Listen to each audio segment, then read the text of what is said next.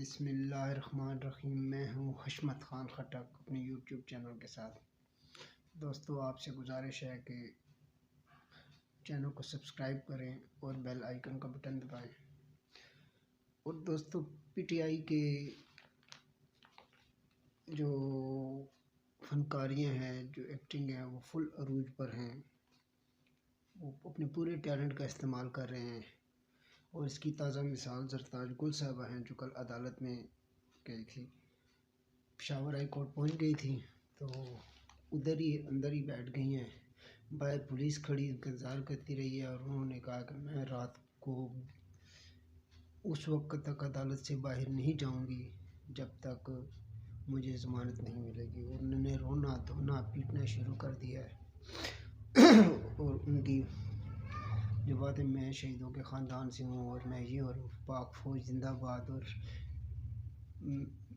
मतलब ऐसे में कि चीफ जस्टिस ने रात पेशावर हाई कोर्ट ने रात 10 बजे अदालत खोली है। तो एक आपको याद है कि जब तहरीक अदम एतमाद पेश हो रही थी तो रात को अदालतें खुली थी खान साहब, क्योंकि वो तहरीक अदम एतमाद पेश होने नहीं देते, पीएम हाउस नहीं छोड़ना चाह रहे थे। तो उस पर अभी तक खान साहब अदालतों को ताने करते हैं। और अब जब खान साहब के लिए अदालतें रात को खान साहब खुल रही हैं, रात को 10 बजे पेशावर हाई कोर्ट खुली है। और सिर्फ खुली भी ऐसे है कि सीधा आके उन्होंने ज़मानत दे दी है ज़रताज गुल साहबा को। और ज़मानत देने के बाद भी ज़रताज गुल कहती हैं कि आप मुझे ज़मानत दे के बाहर में जाऊंगी तो मुझे फिर गिरफ़्तार कर लिया जाएगा किसी और केस में। तो फिर पेशावर हाई कोर्ट ने पुलिस वालों को बुलाया है और उनको कहा है कि आप लोगों ने इसको गिरफ़्तार नहीं करना। तो क्या ऐसा रिलीफ किसी और पार्टी को मिला है? नहीं मिला।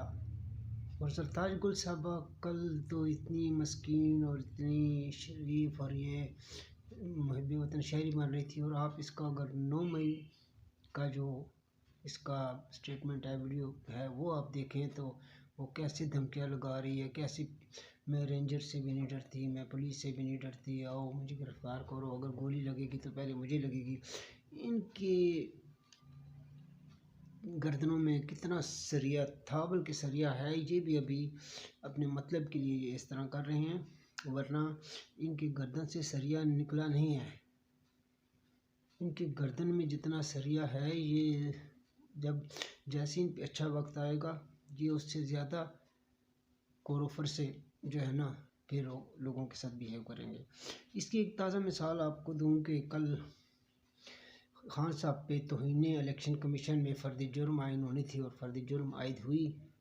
और जो 3 रुकनी इलेक्शन कमीशन के जो बेंच के आए उसको वो गया फ़र्द जुर्म आयद करने के लिए। और जैसे उन्होंने फ़र्द जुर्म पढ़ना सुनाई तो खान साहब गुस्से से लाल पीले हुए और खड़े हो गए और उनको धमकियाँ लगाने शुरू कर दिए हैं कि मैंने आप लोगों की शक्लें भी पहचानता हूँ और आप लोगों के नाम भी पता हैं, और जब मैं इक़्तिदार में आऊँगा तो मैं आप लोग को इबरत का निशान बना दूँगा। क्या ये इतना इतना ये माफिया है, माफिया जो ये सारी और वो रज़ी दादा ने बड़ा ज़बरदस्त गोल है रज़ी दादा साहब का कि जो है ना, जिस टाइम ये दूसरों पे जो इल्ज़ाम लगाते हैं, एट द सेम टाइम वही काम वो खुद कर रहे होते हैं। अगर वो किसी के ऊपर करप्शन का इल्ज़ाम लगाते हैं तो अंदरूनी खाना उस टाइम उनकी अपनी करप्शन फुल अरूज पर होती है। वो दूसरों को माफिया माफिया कहते हैं। और सबसे बड़ा माफिया ये है, कभी आईजी को मैं तुम्हें फांसी लगा दूंगा, कभी फलाना को मैं तुम्हें ये कर दूंगा, कभी नवाज शरीफ मैं आपका इसी उतार दूंगा।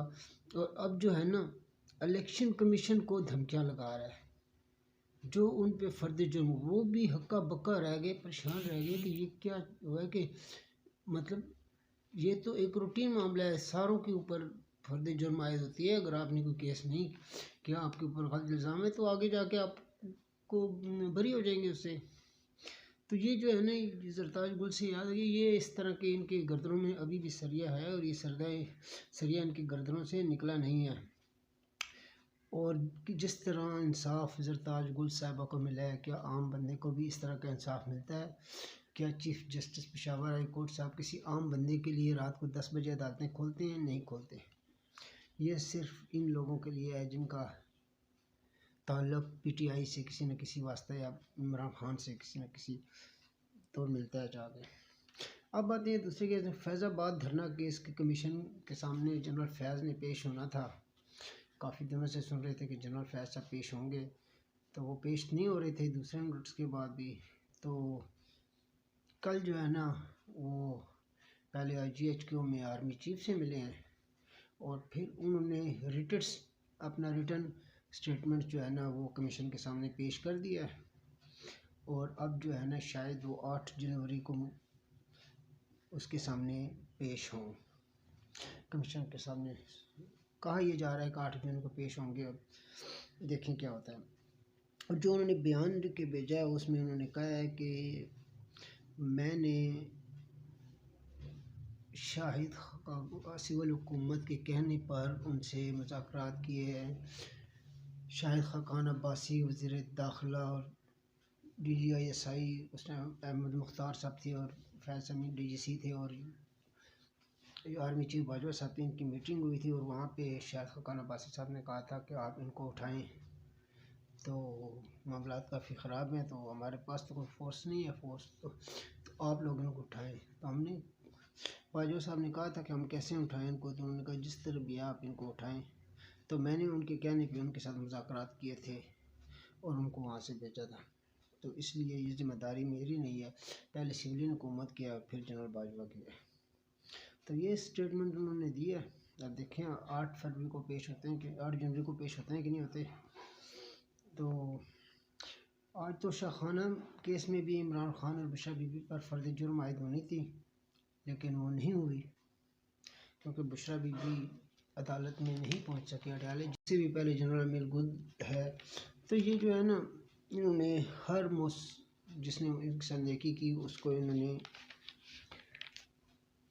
बहुत बुरा किया उनके साथ। या अब आसान अल्फाज में यही कह दें कि मौसम कुछ आदमी है।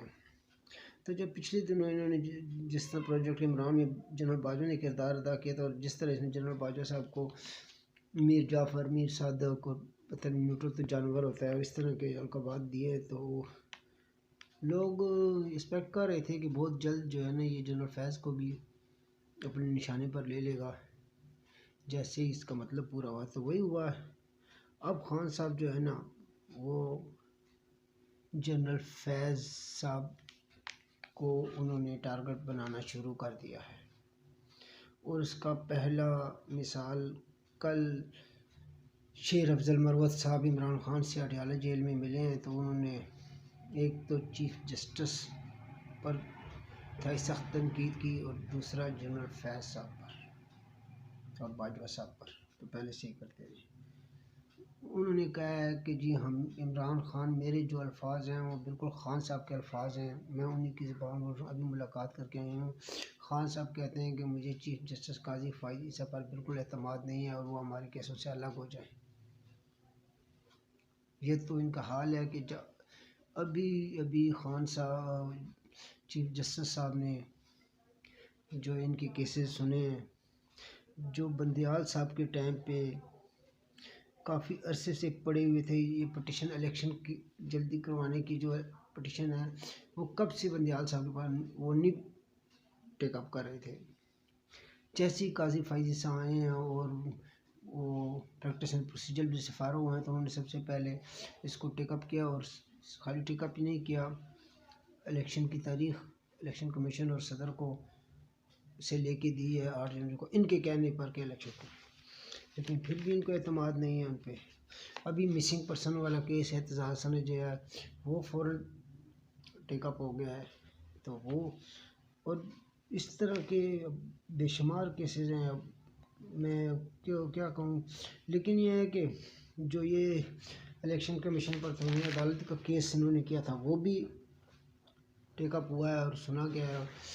तो लेकिन ये है कि ये मीठा मीठा आपको पर कड़वा कड़वा थू, तो जैसे ही इनकी मर्ज़ी का फ़ैसला नहीं आता तो ये तनकीद शुरू कर देते हैं। ये इनकी स्ट्रेटजी का एक हिस्सा है। तो इन्होंने कहा है कि जी काजी फ़ाइज़ ईसा साहब जो हमारे दौर हुकूमत में इनके ख़िलाफ़ रेफरेंस भेजा गया था उस बुग़्ज़ से नहीं निकल सके, ये हम से बुग़्ज़ रखते हैं, खान साहब से बुग़्ज़ रखते हैं, तो इसलिए ये हमारे केसेस ना सुने। और साथ ही कहते हैं कि वो तो रेफरेंस हमने नहीं भेजा था, वो रेफरेंस तो जनरल बाजवा के कहने पे जनरल फैज़ ने भेजा था। भाई जनरल फैज़ ने कैसे भेजा था? क्या उसके ऊपर जनरल फैज़ के दस्तखत हैं? क्या उसके ऊपर जनरल बाजवा के दस्तखत हैं? भाई जहाँ से आपने ईवान सदर में आपने भेजा था दस्तखत तो प्राइम मिनिस्टर के हैं, आपकी तरफ से भी एडवाइस भेजी गई थी और उस एडवाइस पर आपके दस्तखत हैं।